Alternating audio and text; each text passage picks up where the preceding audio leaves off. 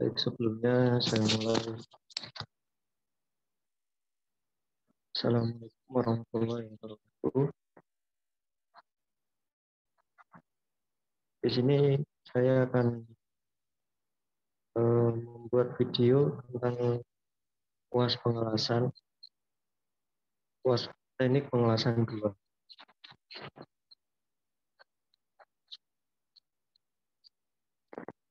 Dari saya, Fatur Rahman, dengan NIM 3620214100 dari kelas 2A Teknik Mesin. Selanjutnya,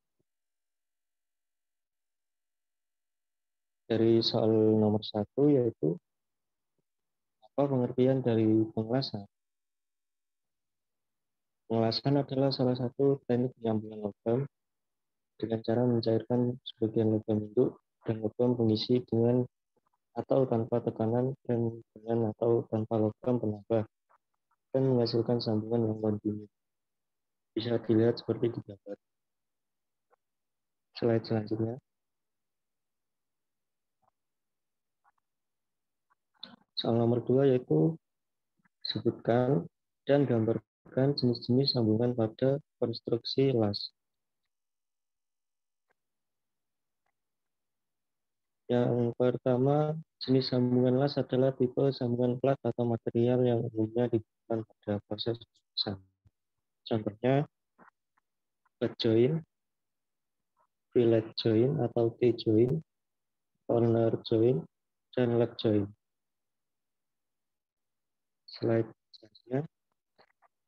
Soal nomor 3 yaitu jelaskan perbedaan fillet weld dan groove weld. Fillet weld yakni pengelasan fillet merupakan jenis sambungan las yang sering digunakan, khususnya dalam aplikasi konstruksi baja. Bentuk dari sambungan fillet itu adalah leg joint, T-joint, dan corner joint.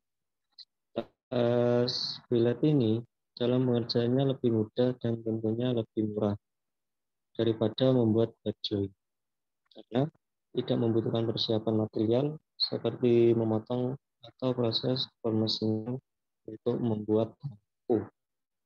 Sedangkan groove weld biasanya menggunakan butt joint, dikenal juga dengan nama sambungan groove.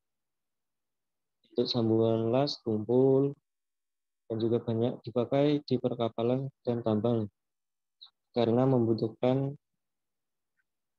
tak sekedar membutuhkan menahan beban, tapi juga beban gesekan, benturan, dan lain-lain. Bentuk sambungan tumpul dipakai pada plat yang tebalnya lebih dari 3 mm. Slide selanjutnya.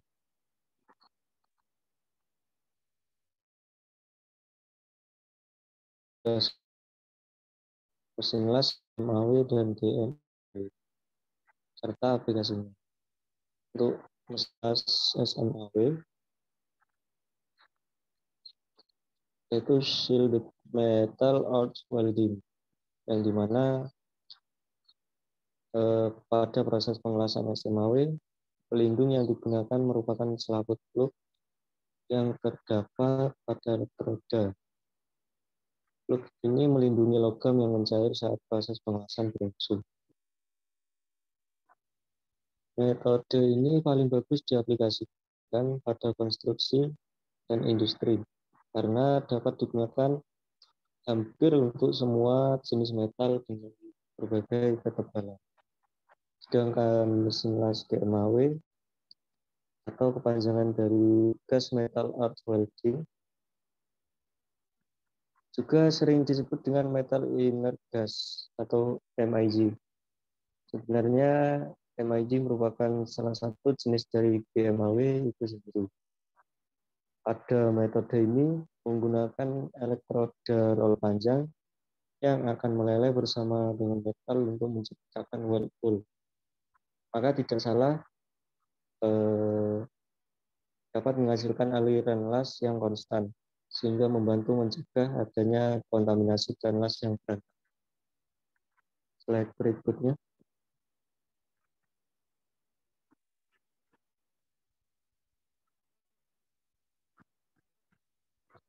Jelaskan secara ringkas mesin las GPAW dan FCAW serta aplikasinya. Ini soal nomor 5. Yang pertama yaitu mesin las GPAW atau panjangan dari gas tungsten arc welding. Gas tungsten arc welding atau yang biasa disebut tungsten inert gas atau TIG.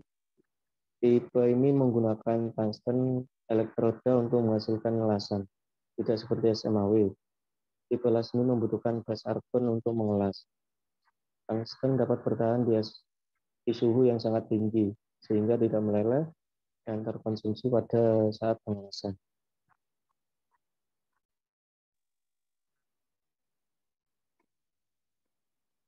Sedangkan las FCAW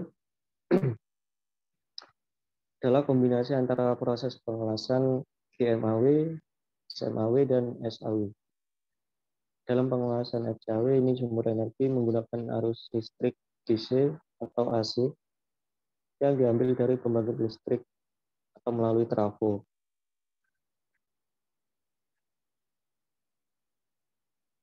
Aplikasi atau penggunaan utama pengelasan FCAW yaitu penggunaan pada baja karbon untuk pelapisan permukaan, untuk baja tahan karat, ataupun besi buang. Slide selanjutnya.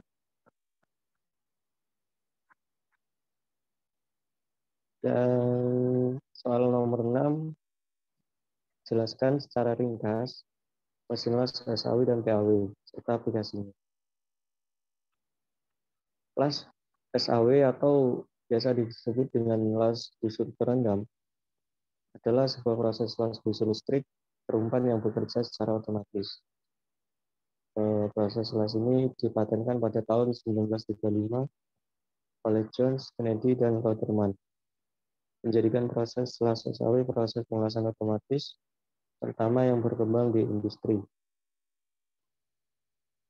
Las ini memiliki mekanisme kerja yang mirip dengan pengelasan semi otomatis seperti las FCAW ataupun GMAW. Untuk pengaplikasiannya, kebanyakan kapal memang terbuat dari material baja karbon, sehingga masih bisa dilas menggunakan SAW. Selain itu, pada kapal, terutama di bagian dinding lambung, kapal juga terdapat sambungan-sambungan yang lurus dan panjang, sehingga sangat cocok dilas menggunakan SAW. Untuk yang kedua yaitu plasma arc welding, ataupun pendekannya biasa disebut dengan las PAW, adalah bentuk khusus dari gas tungsten arc welding, di mana busur plasma yang dirapatkan akan diarahkan pada area las. Dalam PAW, elektroda berbahan tungsten terpasang pada nozzle khusus yang dirancang supaya dapat memfokuskan aliran kecepatan tinggi dari gas inert ke dalam wilayah arc agar membentuk aliran plasma yang sangat panas serta berkecepatan tinggi. Aplikasi plasma arc welding saat ini arc welding digunakan sebagai pengganti GPAW di bidang perkapalan.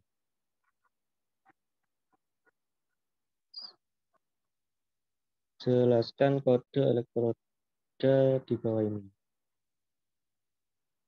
Dari elektroda yang pertama dapat disimpulkan bahwasanya kode E menunjukkan ia adalah elektroda dengan angka 7, kuat tarik bahan las dalam ribuan, misalnya 70.000. Dan angka 5 menunjukkan posisi pengelasan. Angka 18 menunjukkan jenis arus dengan polaritasnya. Sedangkan angka 1 menunjukkan komposisi kimia bahan. Yang kedua yaitu ER CUSN1A, yang dimana ER adalah elektroda dan rod. COSN adalah jenis las CIG. Sedangkan untuk 1A menunjukkan komposisi kimia. Dan yang ketiga yaitu ER70S6, yaitu elektroda dan rod. Dapat digunakan untuk GMAW tanpa plug, yang dimana angka 70 menunjukkan kekuatan tarik minimum. Dan huruf S, bahan tersebut solid, jenis elektroda solid atau tanpa plug. Untuk angka 6 mewakili komposisi kimia, yaitu base silikon. Slide selanjutnya.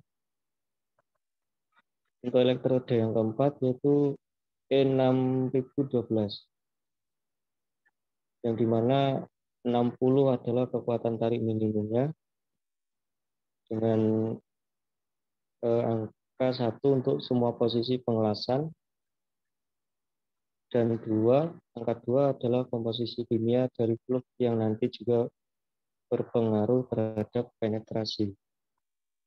Dan elektroda yang kelima yaitu F7A2EM12K, yang dimana F mengindikasikan flux, angka 7 kekuatan tarik minimum yaitu 70.000, dan huruf A sebagai las-lasan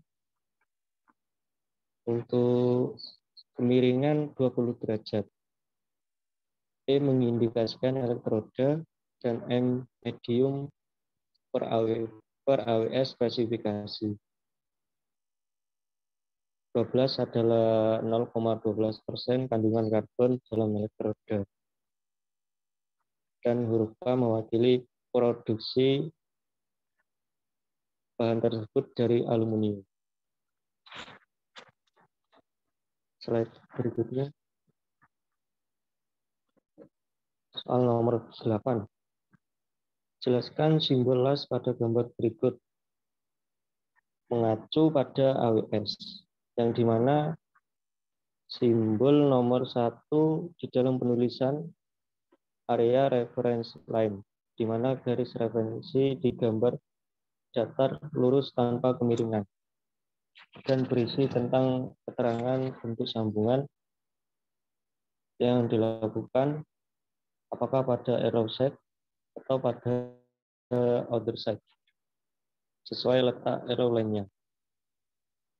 Untuk simbol yang nomor 2 tentunya memuat sambungan T-join yang letaknya di other side, menggunakan proses usul listrik SMA, serta membuat sambungan T-join yang letaknya di arrow side menggunakan proses usul listrik SMA. Itu simbol nomor 3 tentunya membuat las filet cekung. Nomor 4 garis referensi. Dan untuk yang kelima itu adalah simbol las untuk yang terputus-putus. Nomor 6 jarak antara elemen las. Dan simbol nomor 7 referensi proses pengelasan. Slide berikutnya.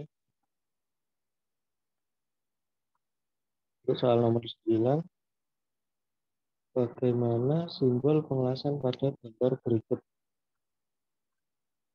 Dari gambar dapat dijelaskan bahwasanya gambar tersebut adalah simbol bed joint dengan ukuran, di mana penulisan ukuran simbol las pada bed joint memberikan informasi kedalaman kampu yang akan di bevel dan besarnya sudut total kampu. Ukuran kedalaman ditulis di awal dan ukuran total sudut ditulis di tengah simbol. Slide berikutnya. Soal yang terakhir yaitu soal nomor 10. Jelaskan tentang metalurgi las dan fenomena daerah heat effect zone atau HAZ, serta langkah-langkah dalam safety welding. Tentunya HAZ adalah sesuatu yang terjadi ketika logam terkena suhu tinggi. Hal ini memiliki dampak negatif pada desain dan struktur logam. Langkah-langkahnya, zona yang terpengaruh panas merupakan bagian yang tak terhindarkan dari pemotongan logam dan prosedur pengelasan suhu tinggi. Penyebabnya terletak pada overheating logam selama proses ini, dan itu dapat mempengaruhi sifat material. Sekian pengerjaan puas teknik pengelasan dua kali ini. Kurang lebihnya saya minta maaf. Assalamualaikum warahmatullahi wabarakatuh.